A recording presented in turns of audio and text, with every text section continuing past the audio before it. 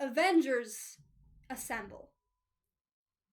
This is the fictitious Captain America's often used catchphrase he uses to unite the Avengers. The Avengers are Earth's mightiest heroes and have faced many foes.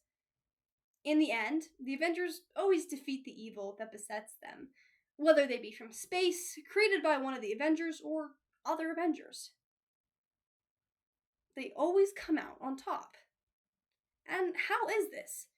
How is it that they face the worst villains of all time and have always won?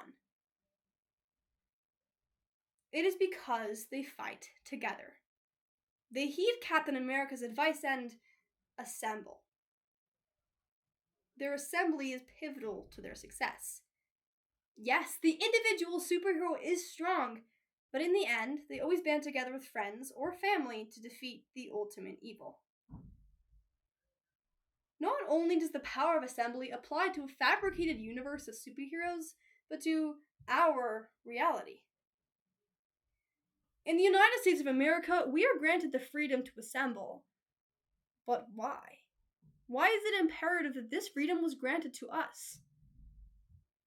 Although there is an answer to this question that is provided by the Supreme Court of the United States, saying that we have this freedom so that we may petition the government as well as keep the government in check, I have a different conclusion. It is because humans were not meant to be alone. Allow me to illustrate why. We must enter the past into the summer of 1787, when 55 delegates from 12 states from the newly formed Union of the United States were sent to the Constitutional Convention. At this convention, they did as one would only assume they would do, endeavor to write a constitution for the new country. George Washington did what Captain America would have done and said, "Founders, assemble." It took the brightest of the Americans to create what we now know as our constitutions, that defends our rights and keeps the government in check. Not only did the founders have to assemble to create the Constitution because they knew the individual wouldn't be able to create it on their own, but they ensured that people in the future would be able to come together and add on to their work. Humans were not meant to be alone because they cannot create what is most expedient for everyone by themselves. Before the United States Constitution was constructed, there were few governments that allowed its people to change what was unwanted in the country. At the time, the notion of giving people the power to change their destiny was a radical idea.